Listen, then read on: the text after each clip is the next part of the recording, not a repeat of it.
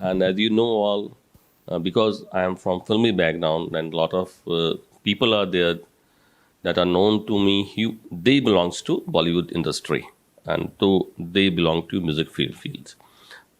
So today I am very glad that I am going to introduce Madam Mamta Srivastav ji.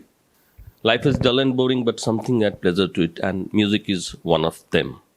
और ममता जी की जो मैं बात करूं तो संगीत की दुनिया में एक इनका बेहतरीन नाम है पूरे भारत में, क्योंकि मैं भी इसी बैकग्राउंड से हूं तो बहुत से ऐसे लोगों से मेरी मुलाकात होती है जिससे मैं चाहता हूं कि आप भी उन्हें जान पाएं। यकीन मानिए, यदि ये कार्यक्रम आप पूरा देखते हैं तो आपके जीवन का ये बेहतरीन समय होने वाला है, आपका जीवन सार्थक होने वाला है।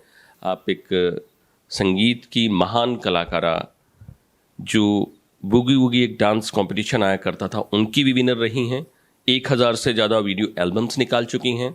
सुर झनकार नाम से एक संस्था है, अनूप जलोटा जी ने स्वयं संगीतकार जिनको भजन का सम्राट कहा जाता है, भजन उन्होंने इनकी संस्था का नाम रखा है। और दुनिया भर के इवेंट्स ये हमारे देश में कर रही हैं, विदेशों में कर रही हैं और भारत का नाम ऊंचा कर रही हैं। आपका बहुत बहुत स्वागत है ममता श्रीवास्तव जी हमारे शो में। नमस्कार कमल जी। जी, तो मैं आपकी जवानी ही अपने ही मैं तो जानता हूं, पर अपने दर्शकों तक पहुंचाना चाहता हूं कि आपकी संस्था का जो नाम है वो किस तरह से पड़ा और अब तक आपकी संस्था क्या क्या करती है। और उससे पहले आप कैसे संगीत में आई, कैसे संगीत से जुड़ी है, आप खुद ही हमारे दर्शकों को थोड़ा सा बताएं। सबसे पहले सभी दर्शकों को ममता श्रीवास्तव का नमस्कार, आदाब, सत श्री अकाल। तो मैं आप सभी दर्शकों को कुछ ऐसे ही बातें बताने वाली हूँ जो सभी कलाकारों के लिए भी काम आएंगी। तो थोड़ा सा एक परिचय अपना मैं दूंगी कि मेरी जो बैकग्राउंड है, मेरे माता पिता में माँ जो थी वो बहुत अच्छी नृत्यांगना थी और पिता मेरे बहुत अच्छे गायक कलाकार थे। तो एक तरह से विरासत में ही मिला मुझे, और कायस्थ फैमिली से हूँ तो म्यूज़िकल माहौल रहा हम लोगों का। और 9 साल की उम्र से मैंने सिखाना शुरू किया था और ये कह लीजिए कि बस तब से बस चलती जा रही हूँ। 9 साल की उम्र से आपने कहा कि सिखाना शुरू, तो आपने सीखा कब? 8 साल तक आपने ऐसा क्या सीख लिया जो आपने 9 साल की उम्र में सिखाना शुरू किया? मैंने आपसे बताया कि कुछ चीज़ें विरासत में मिलती हैं बचपन से ही। तो जब मैं 3 साल की थी, 2.5 साल की, मैंने पहली परफॉर्मेंस दी और बैकग्राउंड मेरा गाज़ियाबाद से रहा। तो गाज़ियाबाद में जो रंगमंच थे वहाँ से मेरी शुरुआत हुई एक 2.5 से 3 साल की उम्र में। और उसके बाद 9 साल की उम्र में मेरे गुरुजी ने मुझसे कहा कि बड़ी एक विचित्र बात हुई कि उन्होंने कहा कि आपको जाना है घर में और वहाँ पे एक आंटी को एक डांस क्लास देकर आना है। तो बस वो एक ऐसी शुरुआत थी मेरी। तो जब मैं उनके घर पहुँची तो उन्होंने हंस के उनको कॉल किया। फ़ोन तो हुआ नहीं करते थे, बट जो रेजिडेंशियल फ़ोन थे उससे कॉल करके बोला कि सर आपने छोटी सी बच्ची भेज दी मेरे पास और आप तो मेरा मजाक उड़ाने लगे हैं। तो गुरुजी ने हंस के बोला कि आप पहले कुछ सीखें, कुछ टिप्स लें, उसके बाद मुझे कॉल करिएगा। तो वो बना मेरी एक ऐसी दिशा। और उसके बाद मेरे गुरुजी हैं पंडित हरिदास शर्मा जी, जिन्होंने मुझे विधिवत पूरी शिक्षा दी। MA B.Ed म्यूज़िक से किया मैंने, साथ ही Kathak dancer as a work किया मैंने। लगभग 8 साल मैंने संगीत प्रवीण किया। और उसके बाद एक आखिरी क्षेत्र रह जाता है वादन का। तो अक्सर लड़कियां तबला बहुत कम बजाती हैं, लेकिन मेरे गुरुजी का आशीर्वाद था, उन्होंने कहा नहीं तुम्हें ये भी सीखना है। क्या बात है, तो आप तबला भी बजा लेती हैं? तो भैया ये हर फन मौला हैं, तबला भी बजा लेती हैं, म्यूजिक डायरेक्टर भी हैं, इवेंट्स भी करती हैं। बूगी वूगी की आप डांस कंपटीशन में विनर रही हैं, वो कैसी रही यात्रा? कौन कौन थे उसमें? उसमें जैसा कि सभी ने देखा, 2009 में जावेद जाफरी जी थे मेन उसके। सभी जानते हैं कि सबसे बड़ा शो था वो डांस का, और उसके बाद अनेकों शो आ रहे हैं और आते रहेंगे, बट वो अपने आप में बहुत नायाब था। तो जावेद जाफरी जी से मुझे स्टैंडिंग ओवेशन भी मिला और उन्होंने सबसे मेन चीज़ थी, फिर उन्होंने कहा भी कि आप डांस ग्रुप ज्वाइन करें। तो बस, लेकिन दिल्ली शहर में कॉन्वेंट स्कूल में मैं म्यूज़िक की अध्यापिका भी हूँ और आज की तारीख में लगभग 5000 स्टूडेंट्स संगीत की शिक्षा ले रहे हैं हमसे।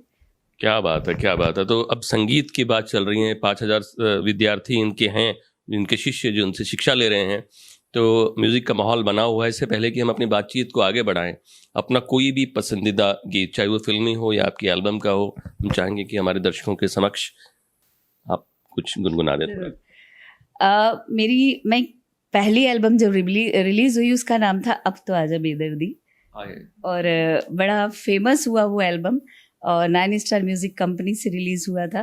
तो उसमें एक कंपोजिशन मैंने लिखी थी और बड़ा पॉपुलर रहा, रेडियो पे टीवी पे सब जगह बहुत चला वो। तो उसी की चंद 2 लाइनें मैं आपको उसके शेर सुनाऊंगी। एक सनम मेहरबा था बहुत दिन हुए, एक सनम मेहरबा था बहुत दिन हुए, मेरे बस में जहाँ था बहुत दिन हुए, मेरे बस में जहाँ था बहुत दिन हुए, एक सनम मेहरबा था बहुत दिन हुए। क्या बात है, बहुत ही उम्दा आवाज़ है आपकी, और बिल्कुल इसीलिए बहुत सारे लाखों आपके दर्शक हैं, फैन हैं। और इसी तरह आप जो इवेंट्स करती हैं, इसकी शुरुआत कैसे हुई? क्योंकि अब तक बहुत सारे इवेंट्स आप पूरे भारतवर्ष में जगह जगह पे कर चुकी हैं। बॉलीवुड भी आपका दीवाना है। एक इवेंट में मैं भी रहा जिसमें कि बहुत सारे म्यूजिक डायरेक्टर्स थे, एक्टर्स थे, सीरियल के, फिल्म्स के। तो कितना मुश्किल होता है इवेंट करना, कितनी मुश्किल होती है स्पॉन्सरशिप्स इकट्ठा करना? मुश्किल तो है, नो डाउट कि कुछ अलग करने की होड़ थी मुझे लगा कि बस थोड़ा सा ज़माने की भीड़ से अलग चलना है मुझे। तो टीचर भी बनी और स्टेज परफॉर्मर बनी। उसके बाद मैंने मुंबई में एक ग्रुप था जिन्होंने मुझे एज ए सिंगर इनवाइट किया, और वहाँ मैंने कुछ परफॉर्मेंस दी भजनों की। तो वहीं पे अनूप जलोटा जी थे, और उन्होंने 2 या 3 सेकंड हम लोग की बात हुई तो एक वर्ड्स बोला कि आप दूसरों के लिए बहुत काम करती हैं, आप कुछ ऐसा करें जो अपने लिए भी हो। और तो मुझे एक कुछ समझ आया, और मैंने कहा सर क्या कैसे क्या करना चाहिए?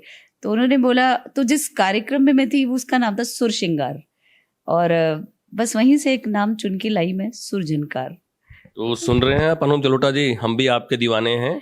मैंने भी अनूप जी के साथ हिंदुत्व फिल्म में काम किया है ना, जिसमें दलेर मेहंदी जी के भी गीत थे, अनूप जलोटा जी के गीत थे, और वहीं हमारी और उनकी भी दोस्ती शुरू हुई। और ये वाला इंटरव्यू अनूप जी को हम, अनूप जलोटा जी, आपको ज़रूर भेजेंगे, और आपको इस पे कमेंट ज़रूर करना है। हो सकता है उनको याद भी ना हो शायद, लेकिन ऐसा हुआ है। और उसके बाद मैं दिल्ली आई और मैंने एक रजिस्ट्रेशन कराया सुरझनकार के नाम से, और उसके बाद बस शुरुआत की। तो पहले मुश्किलें आई मुझे कि नेचुरल सी बात है कि फंड मेन होता है कार्यक्रम करने के लिए, और बीइंग ए टीचर मेरी कॉन्शियस नहीं अलाउ करती थी कि मैं इन सब चीज़ों को बोलूं किसी से। बट धीरे धीरे बस सब जुड़ते गए, माला सी बनती गई और कार्यक्रम का आगाज़ हुआ। जी जी, आप भजन भी बहुत अच्छे गाती हैं, भजनों में भी आपका नाम है। अभी आपने एक लव सॉन्ग सुनवाया जो आपकी पहली एल्बम थी, और मेरी जो आपसे मुलाकात हुई वो गुरु माँ नीना खन्ना जी के कारण हुई। तो पहले उनके बारे में थोड़ी सी बात करते हैं कि गुरु माँ नीना खन्ना जी से कैसे आपकी मुलाकात हुई, वो कैसे आप उनको जानती हैं, और उनके यहाँ भी आप भजन संध्या के लिए जाती हैं। तो थोड़ा सा बताएं, और एक भजन भी हमारे दर्शकों को। हाँ, एक बहुत बहुत ही उम्दा नाम है नीना खन्ना जी, गुरु माँ की। उस और मेरे लिए भी गुरु माँ ही हैं वो, कि इतना बड़ा औहदा है, ऑरा है उनका। और मुझे भी एक मेरी फ्रेंड कह सकते हैं, मित्र भी कह सकते हैं, डॉक्टर सविता। तो ये हमारे कार्यक्रम में आई और उनके माध्यम से मुझे गुरु माँ का आश्रय मिला। ये मेरे लिए फ़क्र की बात थी। और फिर धीरे धीरे हम लोगों ने एक ऐसा वो बनाया कि लोगों तक सब चीज़ पहुँचे। तो हमने गुरुग्राम में भी एक चीज़ शुरू की, मेडिटेशन विद म्यूज़िक। संगीत के माध्यम से लोगों को कैसे डिप्रेशन से बाहर लाया जा सकता है। ये इनका एक और गुरु माँ नीना खन्ना जी हैं, गुड़गांव में रहती हैं। तो उनके साथ मिलके एक मिशन है कि जो लोग डिप्रेशन में हैं उनको म्यूजिक से कैसे निकाला जाए।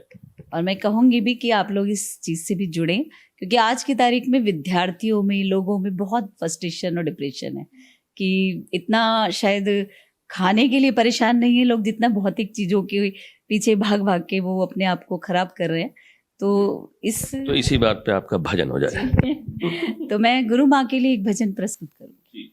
गुरु माँ नीना खन्ना जी, आप जहाँ देख रही हैं, जहाँ भी हो, ये भजन आपके लिए, मेरी तरफ से भी, इनके तरफ से भी। गुरु बिन ज्ञान न होए रे बंदे, गुरु बिन ज्ञान न हो काहे तू जीवन खोए, काहे तू जीवन खोए, गुरु बिन ज्ञान न होए रे बंदे, गुरु बिन ज्ञान न होए। बहुत ही खूबसूरत आवाज़, और फिर से आवाज़ की दुनिया में ही हम आपको लेके जा रहे हैं। हमारे साथ ममता श्रीवास्तव जी हैं। आपकी इतनी एल्बम्स हैं, 1000 से ऊपर एल्बम्स आपकी निकल चुकी हैं, सोनाटेक कंपनी से, टी सीरीज़ कंपनी से।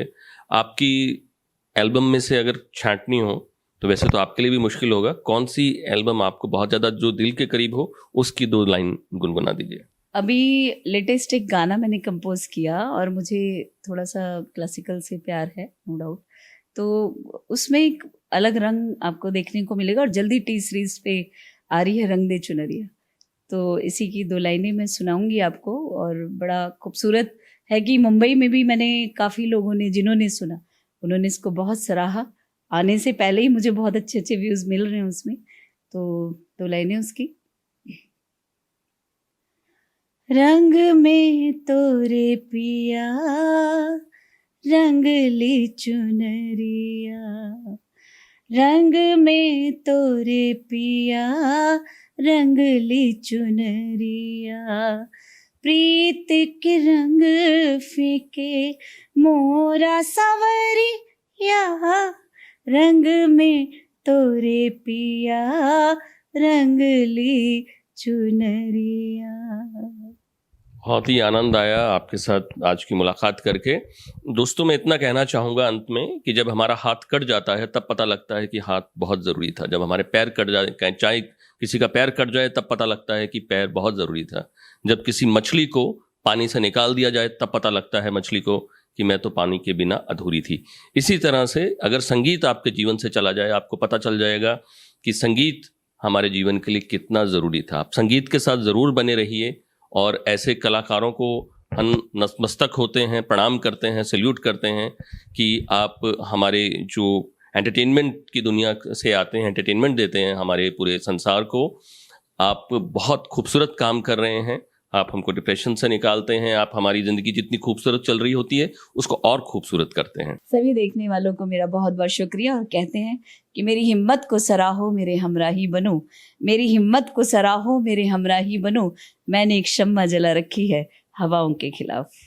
क्या बात है। तो आपके लिए एक शेर अंत में कि बड़ी हसीन होती रात मगर यूं रात ना होती, बड़ी हसीन होती रात मगर यूं रात ना होती, बड़ी हसीन होती बात मगर यूं बात ना होती, जिंदगी रह जाती अधूरी अधूरी सी अगर आप जैसे कलाकारों से मुलाकात ना होती।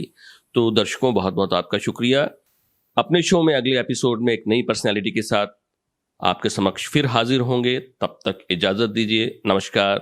Thank you.